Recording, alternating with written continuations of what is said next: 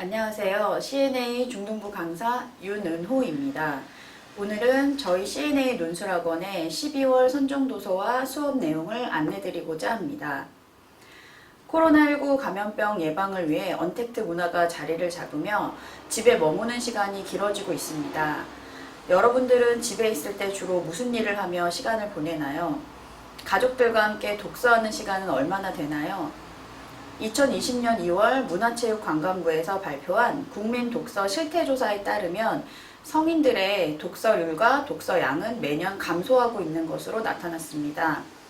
연간 성인 종이책 독서율은 2015년 63.3%에서 2017년 59.9%로 감소하였고요. 2019년에는 다시 52.1%로 감소하였습니다. 무려 전년에 비해서 7.8%나 감소한 비율입니다. 새로운 독서 매체로 인정받고 있는 전자책을 포함한 독서율로 따지더라도 2019년 55.4%로 2017년에 비해 7.8%나 감소하였습니다. 연간 성인 종이책 독서량은 2015년 9.1권에서 2017년 8.3권으로 감소했고요. 2019년에는 6.1권으로 감소하였습니다. 즉 성인 한 명이 1년 동안 채 7권의 책도 읽지 않는다는 결과인데요. 우리 국민들의 독서율은 OECD 국가들의 평균을 밑돌고 있습니다. 어릴 때부터 읽기를 생활화하는 독서 문화가 정착되지 못한 것이 가장 큰 원인이라고 지적할 수 있습니다. 어릴 때부터 읽기를 생활화한다면 읽기의 가치와 읽기의 본질을 이해하고 자신의 삶을 풍요롭게 하는 독서를 즐기게 될 것입니다. 해학과 풍자문학으로 유명한 소설가 성석재 씨는 중학교 3학년 때 한 학기 동안 읽었던 박지원의 고전소설의 매력에 빠져 읽기의 즐거움을 처음 느꼈다고 합니다. 그는 중학교 3학년 한 학기 동안 읽었던 박지원의 허생전, 호질, 양반전 등의 고전소설 덕분에 자신의 정신세계가 마치 보약을 먹은 것처럼 한층 더 넓어지고 수준이 높아지는 듯한 느낌을 받았다고 합니다. 그리고 그 읽기 체험은 결국 성석재 씨가 소설가가 되는 밑거름이 되었습니다. 여러분들도 우리 CNA 논술 선생님과 읽기를 생활화하며 즐거운 독서 문화 만들기에 동참하시겠습니까? 즐거운 책 읽기, 함께 읽고 공감하는 CNA 논술의 독서 수업 여러분들을 초대합니다. 그럼 지금부터 중학교 1학년 12월 CNA 정규 수업을 소개해 드리도록 하겠습니다. 12월에는 고전의 향기, 문학의 즐거움이라는 주제로 5주 동안 수업을 진행합니다. 고전문학은 그 시대를 살아간 옛사람들의 삶과 가치관, 문화, 당대 인식 등을 고스란히 담고 있습니다. 고전문학을 통해 우리는 그 시대를 살았던 사람들과 만날 수 있고 그들의 행복과 고통을 간접적으로 경험할 수 있습니다. 이번 달에는 과거 우리 선조들의 삶과 문화를 시와 소설이라는 문학작품을 통해 만나보도록 합니다. 1학년 12월 첫째 주, 둘째 주 도서는 매콤달콤 맛있는 우리 고전 시가라는 책을 2번에 나누어서 수업합니다. 첫째 주는 도서 처음부터 156조까지 읽고 오면 됩니다. 1차 시 수업은 우리 민족 최초의 서정시라 할 수 있는 공무도화가, 황조가 등의 고대가요부터 신라인들의 대중가요라고 할 수 있는 향가까지 다룰 예정입니다. 고대가요와 향가의 문학사적 가치를 찾아보고 그 시가가 창작된 역사 문화적 상황을 고려하여 작품을 다양한 관점에서 이해하는 시간을 가져보려고 합니다. 둘째 주는 같은 도서 157쪽부터 마지막까지 읽고 옵니다. 고려시대부터 조선 후기까지의 시가 문학을 다룰 예정인데요. 우리가 가장 잘 알고 있는 시가 많이 등장합니다. 고려가요는 고려인들의 대중가요라고 할 수 있는데요. 그 속에 담겨있는 고려 민중들의 삶의 애환과 고통을 이해해 봅니다. 고려가요 이후 고려 말부터 조선시대에 가장 유행한 시가는 시조입니다.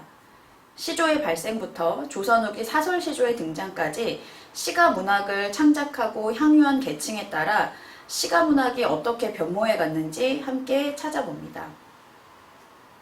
중학교 1학년 셋째 주 도서는 김시습의 금오신화입니다. 5세 신동이라 불렸던 천재 김시습이 세조의 왕위 찬탈 이후 은둔 생활을 하며 창작한 작품이 금오신화인데요. 금오신화는 우리나라 최초의 한문소설이면서 문학적 가치가 대단히 높습니다. 생육신의 한 사람이었던 김시습이 금오신화를 창작한 배경을 당대 시대와 관련지어 생각해보고 만복사 접호기, 이생규장전, 치유부벽전기 등 수록 작품을 함께 살펴보며 그의 작품이 훌륭하다고 평가받는 이유를 함께 찾아봅니다.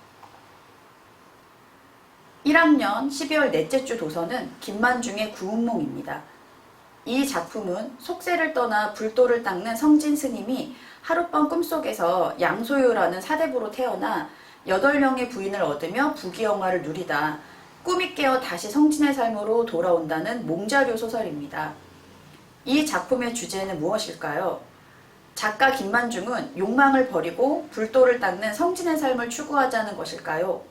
아니면 입신양명을 통해 부귀영화를 누리는 양소유의 삶을 추구하고 싶었을까요?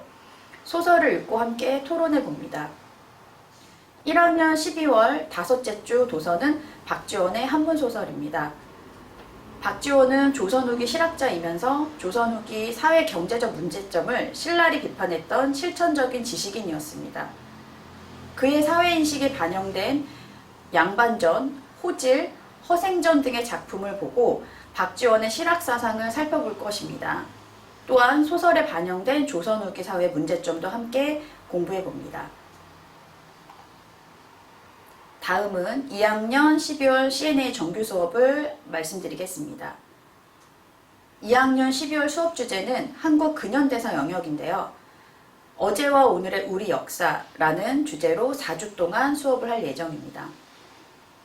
1876년 강화도 조약으로 시작된 개항부터 근대화 노력, 일제강점기와 광복 후의 건국과정, 한국전쟁과 민주화의 역사 등 우리 역사 격동기에 대한 올바른 역사인식을 키우는 것을 수업 목표로 하고 있습니다. 이번 한국사 4주 수업 중 1회에서 3회차 수업은 살아있는 한국사 교과서 2권을 총 3번에 나누어서 수업합니다. 2학년 첫째 주 수업은요, 도서 처음부터 105쪽까지 읽고 수업을 진행합니다. 이번 수업에서는 개항 이후 자주적 근대 국가를 건설하기 위한 각계각층의 노력을 이해하고 그럼에도 불구하고 그런 노력들이 왜 실패했는지 살펴봅니다. 또한 외세, 즉 일제의 침략에 맞서기 위해 활발히 전개된 의병투쟁과 실력 양성운동의 역사적 가치와 그 의의를 논의해봅니다.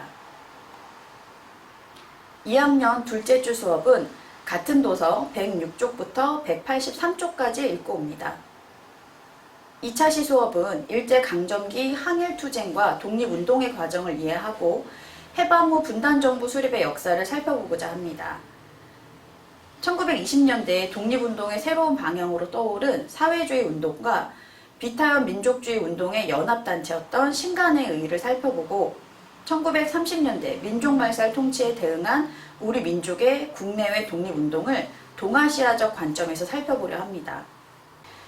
일본 사학자들과 친일 경제학자들이 주장한 식민지 개발론을 식민지 수탈론의 입장에서 비판하는 반박 글쓰기를 통해 일제시대의 실상을 분석해 보고자 합니다.